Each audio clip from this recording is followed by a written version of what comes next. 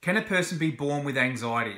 So this is one of the questions that I asked myself when I was going through my anxiety journey. And what I was told by doctors and psychologists is that when some people are born, they're more susceptible to anxiety than others. So the analogy that they taught me is like, imagine a car that has a car alarm inbuilt in it. Some car alarms are more sensitive than others. So you could have like a truck roaring past it and it won't set off the alarm. And some people could have a person on a bike go past a car and the car alarm will go off. So that's how they explained anxiety to me. Is that so how I interpret that is some people are just more easily triggered than others.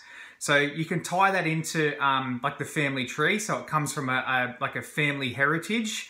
Like the bloodline, is it can get passed down through the generation. So I tend to look at things deeply to get the deep answer and then try and simplify it. So I look at it as a life lesson unsolved that gets passed on down through the generations until someone solves it. So if you go into our grandparents' generation, even if they had anxiety, during their life lesson in that generation was to suppress, right? Even if you felt it, just ignore it and get on with it and be positive.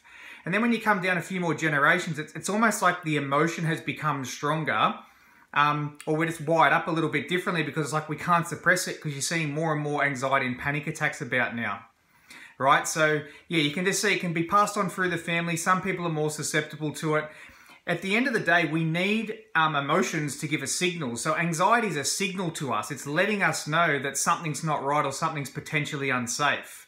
So you've got to think, okay, well, when am I getting triggered with the anxiety? So just to recap on a trigger can be a person, a place, a situation, activity, a thought, a memory, something that triggers off the anxiety within you, right? So most people, where their anxiety comes from. So a doctor or a psychologist, I've heard it somewhere, I can't remember the exact source, but they said that 10% of people need acute medical help for their anxiety and depression and things like that. So 10% of the population need psychiatry, psychology, and all that kind of stuff, right?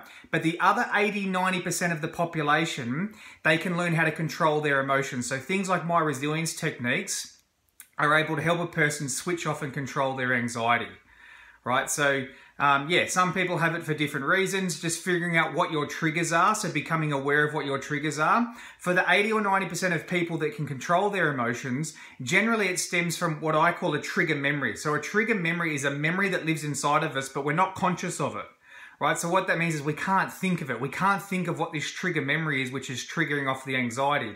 But what a trigger memory is basically a memory that you have inside of you of an anxious moment in time, perhaps when you first saw anxiety in someone else, right? But again, you can't think of what this trigger memory is, but it lives inside of us. Now, these trigger memories are what I work with people with, and they're what we switch on and off. We change their trigger memories, which switches the anxiety from on to off, right? So we can start to get a bit of control.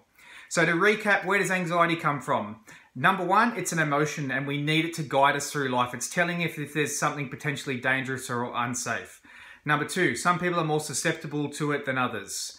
Number three, it can come from a family heritage or you know, the ancestry tree gets passed on down the line.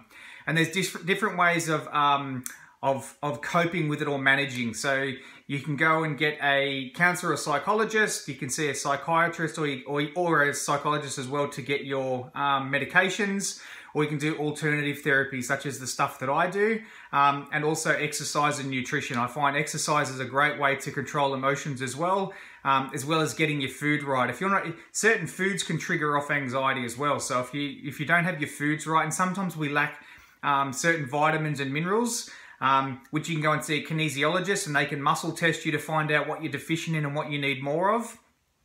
Those are like things that you can't get wrong. So remember back when we did our ELS test, or if you haven't done your ELS test, when we did our ELS test, there was this section of the exam that you couldn't get anything wrong. Like if you got one question wrong in that part of the test, the ELS test for driving, they'd fail you for the whole test. Right, I look at food and nutrition and your supplements and things like that is within that 20%. It's like they're the things you can't get wrong. If you get your food wrong, it could give you anxiety from anywhere for half an hour or up to 3 days, while that food that your body's having a hard time breaking down or not digesting, it can trigger that off and you can't switch it off or release it. So yeah, that can be a bit of a challenge. So yeah, just to recap on the coping mechanisms for anxiety. Counseling psychology can help you talk about it. Your psychiatrist can give you medication for it. I can help you with an alternative therapy type way which can switch off and release the anxiety. Works for most people who are open to it, get fantastic, significant results that way, and also good nutrition, good exercise.